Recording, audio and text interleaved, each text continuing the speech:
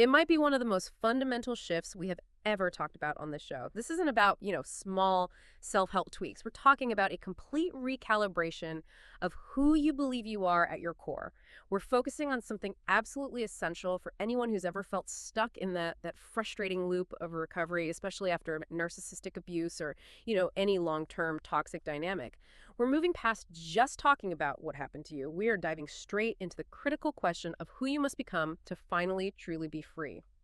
Our mission today is built on this core idea we've pulled from a ton of really profound sources. It's this. If you're listening, you're probably looking for a quicker, more fundamental path, because the traditional stuff, while it's important, hasn't given you that total freedom. And the sources are all crystal clear on this one point. The single biggest shift isn't more therapy or more journaling or even forgiveness. It's a radical internal leap, an identity leap. And here's the insight, really. You have to stop identifying as someone who needs to be fixed. You have to stop thinking of yourself as a problem to be solved, and instead you have to claim the identity of that empowered, whole person you already know you can be. That internal shift from what we'll call the wounded survivor to the sovereign self. That's the catalyst. That's a whole game. So today, we are going to unpack how this identity trauma even happens. We'll get into why that old survival persona is so hard to shake off, even when you're safe. And what this radical shift into what the researcher calls sovereignty actually means, in your day-to-day life. And we absolutely have to start with the foundation, right? It's the impact of identity trauma itself. It is so vital to get that narcissistic abuse, that chronic invalidation. It does way more than just break your heart. This kind of toxic exposure, it attacks the very core of who you are. It fractures your internal landscape, and it creates what our sources correctly call identity trauma. And this type of trauma is, it's particularly insidious because it targets and distorts your sense of self in 4 really specific, systematic ways. And we need to go through them because seeing them is the first step to dismantling them. Okay, let's do it. What's the first one? First, it fundamentally distorts your sense of self. I mean, the relentless gaslighting, the deflection, it makes you constantly question your own reality, your worth, your perception of what even happened. The lines just blur between who you really are and the diminished, compliant version the abuser needed you to be. So you lose track of your own feelings versus the story they're telling you. Exactly. It's a profound internal confusion, and it's designed to just erode your self-trust. Second, and this is where it gets physical, it literally rewires your nervous system. Yeah. You're pulled out of a state of, natural calm and regulation into a state of chronic hypervigilance. Your body is always, and I mean always, anticipating the next threat. Like an emotional explosion or the silent treatment. Right, or the next wave of criticism. And this isn't a cognitive choice. It's not like you're thinking, oh, I'm going to worry now.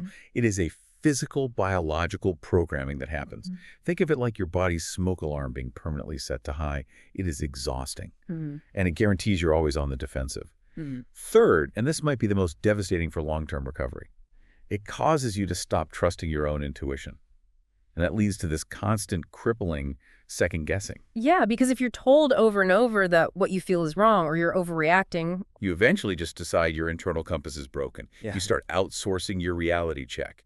You might feel a clear, gut-level no about something, but the trauma programming instantly overrides it. With thoughts like, I'm just being too sensitive, or I must be crazy. Precisely. And that erosion of self-trust, it stops you from making empowered decisions even long after you've left the dynamic. Okay, and what's the last one?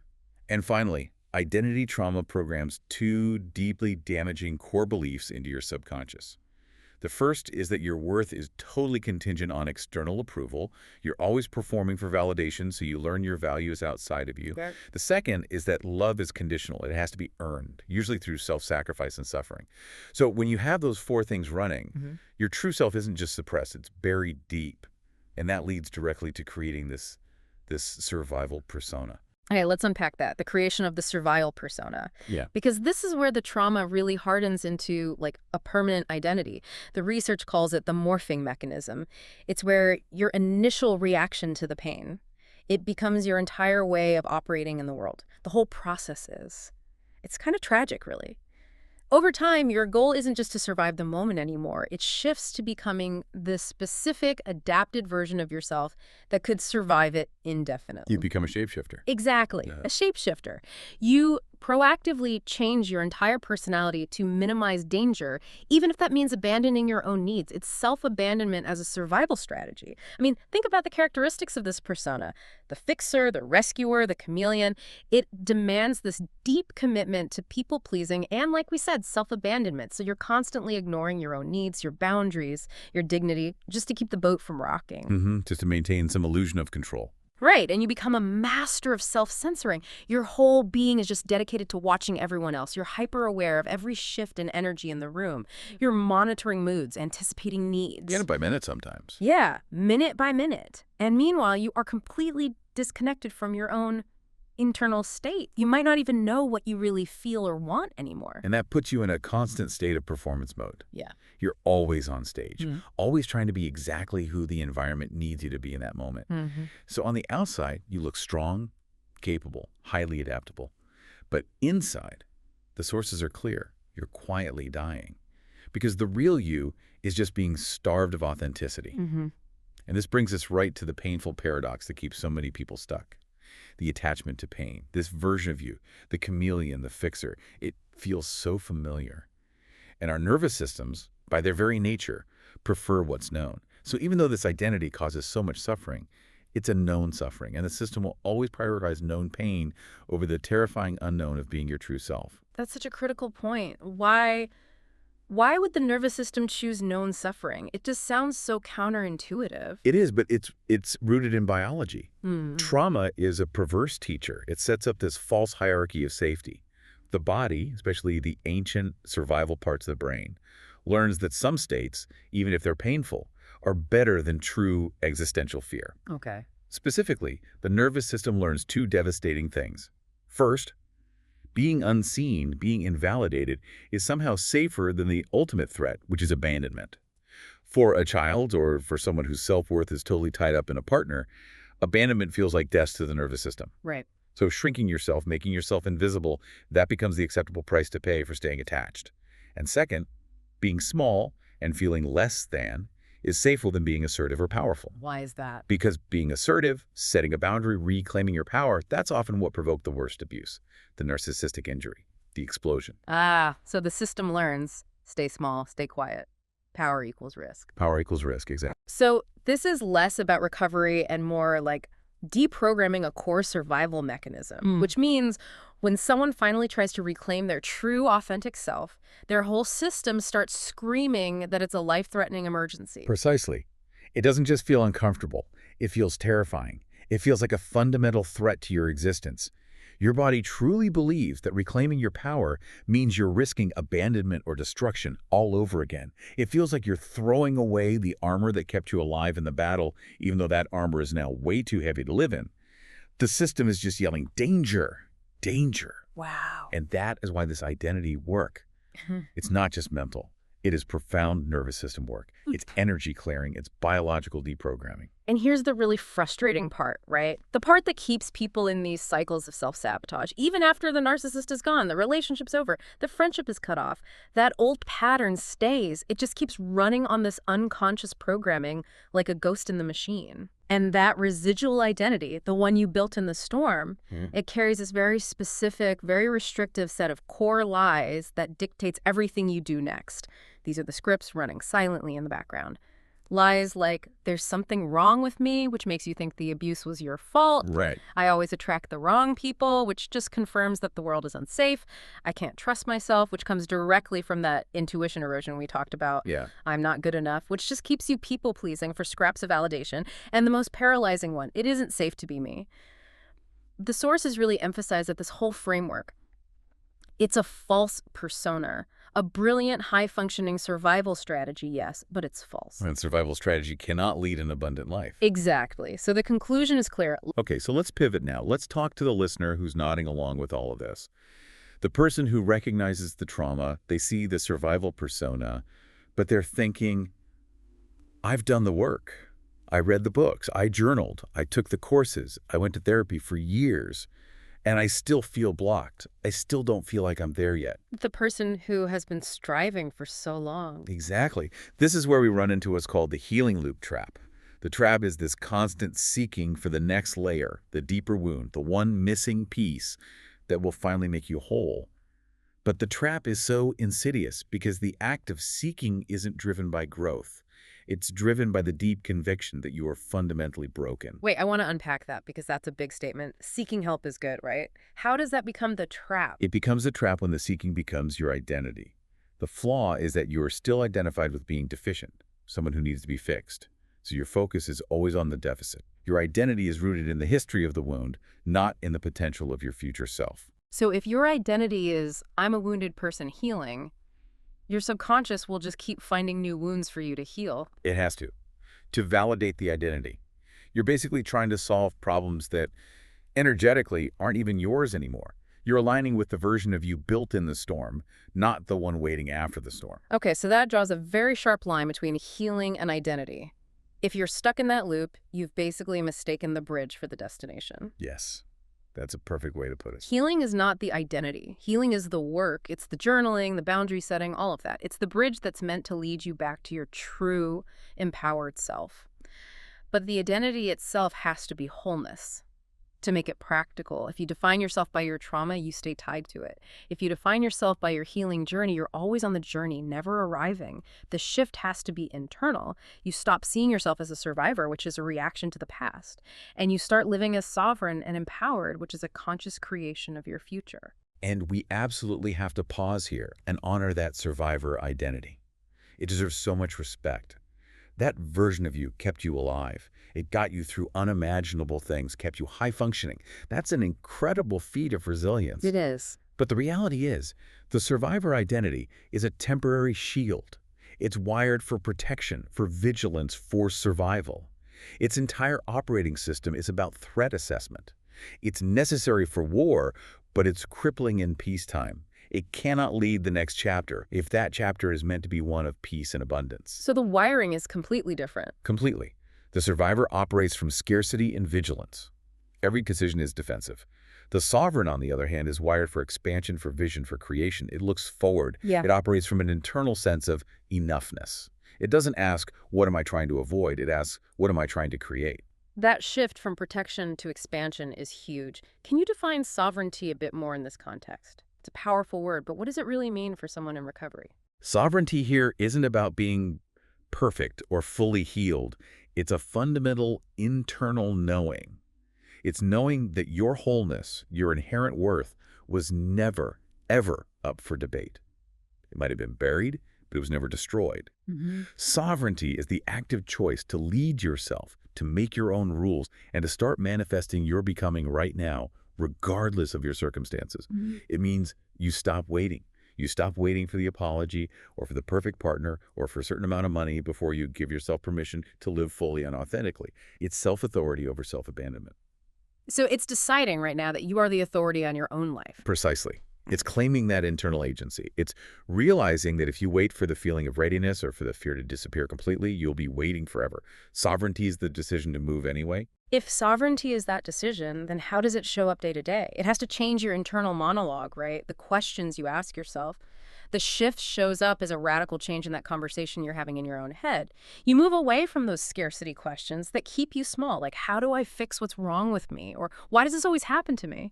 Those questions keep you focused on the defect. Exactly. The sovereign self, it shifts to alignment questions. Questions like, how do I honor the truth of who I am right now? Or what choice would bring me the most peace here? It's an expansive question. It assumes wholeness is already there. Right. So sovereignty is really just the decision to operate from a place of soul alignment instead of those old, tired, fear-based survival programs. And to really lock this in, there's a very clear, context-specific definition of sovereignty. When you're operating from this identity, 3 major anchors from your past they lose their power. First, you are no longer defined by your past. The past becomes context. It's the story of how you got so resilient, but it's not your identity anymore. You refuse to let it be a cage. I like that. Second, you're no longer ruled by fear. Fear becomes information like a warning light, but it stops being the driver. You move forward in spite of the fear because you know it's just the trauma response talking, not necessarily the present reality. And third, and this one is so liberating, you're no longer living at the mercy of your feelings or, and this is critical, the opinions of unconcerned people. Unconcerned people. Tell me more about that. People who prefer you stayed small. The ones who don't get your growth, or who only care about how your life affects their comfort, their opinions just become irrelevant. That's huge. That's a massive energetic liberation right there. So Yeah. what's the actionable outcome? What changes when you do that? The outcome is profound because it immediately restores self-trust. You start listening to that core intuition again. You make decisions quickly from a place of alignment instead of spending days agonizing or asking 5 friends for their opinion before you take one step. Right, seeking all that external validation. Gone. You stop reacting to who they were, the abusers, the toxic people, and you start creating from who you are. It's the difference between being a pawn in someone else's drama and being the architect of your own peace. Okay, so let's flip this. What's the cost of not doing this? The cost of inaction. What happens if someone hears all this but just decides it's too scary to make that shift? The repercussions are huge, and they continue for years. The sources outline 3 really devastating ongoing costs. The first is pervasive relationship sabotage. If your subconscious still believes that connection equals danger, because that was your template, then when a genuine, healthy person shows up, you will absolutely sabotage it. The unconscious mind interprets peace and safety as a threat. It doesn't recognize it, so it will push the healthy person away to get back to the familiar chaos. Yeah, I've seen that, creating conflict where there isn't any, or being suspicious of good intentions. It's the programming trying to recreate what it knows, even if what it knows is painful. Okay, cost number 2, burnout and scarcity. If that old identity is still running the show with the lies like, I'm not good enough, or I'm selfish for wanting more, you stay stuck in these cycles of overgiving, undercharging for your work, chronic burnout, and self-inflicted scarcity. You block your own success because the lie inside says you don't deserve it. And the third cost, which is maybe the hardest to face, is the addiction to chaos. If your nervous system got used to being regulated by chaos, that state becomes its painful but familiar baseline. So in the absence of external chaos, it will create it. It will unconsciously recreate it. You see people getting into drama online, picking fights, choosing emotionally volatile partners, because the body finds a strained, incorrect sense of safety in that familiar pain. So the conclusion here is unavoidable. Lasting healing isn't just about processing the past. It requires activating a new, sovereign identity that holds a higher energetic standard for your life. And it's not gradual. It's a choice. It is a conscious, active choice, which leads to the big question, how do we make that choice? This brings us to the moment of the quantum shift.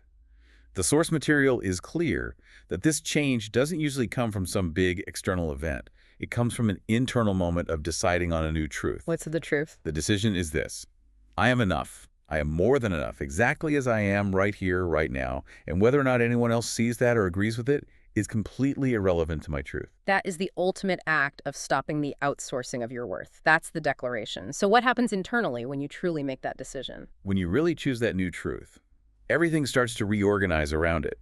When your internal center of gravity shifts from pleasing others to aligning with yourself, your reality has to follow. That's the quantum shift. That's it. It's not magic. It's the physics of alignment. Your new, higher standard demands a new set of conditions. And the changes happen inside first. Your nervous system starts to recalibrate. That faulty smoke alarm finally turns down. The chronic vigilance quiets. Your standards just rise naturally. And you see these little shifts, right? These small things that are actually huge. Yes, they look small, but Yeah. they're profound. Yeah. It's saying no without feeling like you have to write a 5-paragraph essay explaining why. It's stopping that frantic search for someone, anyone, to tell you you're doing okay. It's that pause before you react to chaos where you genuinely ask, is this my problem to solve or is this theirs? That pause is proof the new identity is active. And this is embodiment. It's not about faking it till you make it. It's not performing. It's just being this new version of you. Exactly. The moment your relationship with yourself shifts, everything else just has to catch up. Okay, so for the listener, the big question is, how do I actually do this? How do I move from concept to activation? The sources give 3 very practical starting points. Number 1, speak new truths even if you don't feel them yet. This is all about subconscious programming. Your subconscious listens to repetition, not to how you feel in the moment. This is so key. If you wait until you feel worthy to act worthy, you will wait forever. You have to flood the system with a new baseline reality. So affirmations, but as command statements. Exactly. I trust myself. I deserve more. It is safe to be me. A really powerful one is, it's safe to be, do, or have, and you fill in the blank. And the old programming will scream back. It'll scream back, no, it's not. Yeah. But consistency is everything. Every single time you affirm the new truth and consciously override that fear, you are literally building new neural pathways. You are rewiring your reality with your words. I love that. Okay, number 2. Make decisions from your future self, not from fear. This is the question that lets you just bypass the traumatized self completely. In any decision, big or small, you stop and ask. Not what the scared, people-pleasing version would do. Right. Instead, you ask, what would the next level, already embodied and empowered version of me do right now? Would they shrink? Or would they choose confidence and courage? And that practice immediately lifts you out of the past and into the driver's seat of your future. It's so powerful. It helps you see instantly when you're shrinking to fit an old, small container. Okay, and number 3, Yeah. stop justifying your truth. This is a huge one for survivors. We are trained to over-explain everything, but your healing doesn't need anyone's permission. Your boundaries don't need a long defensive explanation. Your growth doesn't need to be understood by people who are comfortable with you staying small. Think about how much energy justification takes. When you explain your boundary, you're giving them a roadmap to argue with it. The sovereign choice is just, thank you for the invitation, I won't be able to make it, period. The moment you stop managing other people's comfort around your power, your own future gets so much louder and clearer. Now, we have to talk about the wobble, because this is not a perfect overnight switch. You are going to wobble. Doubt will creep in. You'll feel that magnetic pull of the old, familiar, painful identity. And that's normal. It's a sign the change is actually happening. So how do you navigate that wobble without falling back into self-judgment? By seeing it for what it is. The old programming, fighting for its life, every single time you choose courage over self-abandonment, even when it's scary, you are laying another brick in a brand new foundation. The biggest trap here is that feeling of, I'm not ready. We have to dismantle that lie. Readiness isn't a feeling you wait for. It is a decision that you make. You don't get ready by thinking about it more. You get ready by deciding that what's behind you is no longer the blueprint for your life. The decision is, I will no longer outsource my worth. I will no longer delay my expansion. I will no longer shrink so others feel comfortable. That's it. You don't need more time. You need more alignment. Starting now. This whole process, this transformation from survivor to sovereign, is actually broken down by the source material into 4 pillars. They're designed to move this from just an idea to a fully embodied identity. Pillar 1 is identity activation. That's the work of releasing the heavy survival armor and meeting your authentic self again. Pillar 2 is reality creation. This is where you reprogram your subconscious and align your energy with what you actually want, creating a new magnetic baseline. Cleaning up the inner chaos so the outside world can reflect peace. Exactly. Pillar 3 is financial empowerment, healing those old money wounds and raising your capacity to receive, because personal worth and financial worth are so deeply connected. And Pillar 4 is embodied empowerment. This is where it all comes together. You become so self-aware that clarity and confidence are just your natural state. You lead with truth, not reactivity. And the ultimate goal, the true sign of the sovereign self, is that abundance, love, purpose, peace, they become things you attract because they align with who you are. Not things you have to relentlessly chase or beg for. That shift from desperately chasing to confidently receiving, that's the measure of your new identity. So, what does all of this mean for you listening right now? It means the path to freedom isn't paved by endlessly rehearsing the pain of the past. It's paved with conscious, joyful, relentless creation. This whole deep dive today has been about the essential identity shift required to move out of your past and into the full potential of your future. And we want to leave you with this message. You are not too late. There is nothing fundamentally wrong with you. You deserve so much more than you've allowed yourself to receive, and you are ready for this sovereign identity right now. And that feeling of readiness, that decision, is the foundation for your very next action. So if that old identity was wired for vigilance and protection, we want you to really think about this in the week ahead. What is one small, everyday decision you can make that actively chooses vision and expansion instead, even if it feels just a little bit uncomfortable? And take a moment to consider where you might be unconsciously recreating chaos just because it feels familiar. What is the first new truth, that mantra of sovereignty that you'll speak out loud today? Choose alignment over the comfort of familiar fear. That one choice made over and over is the start of everything.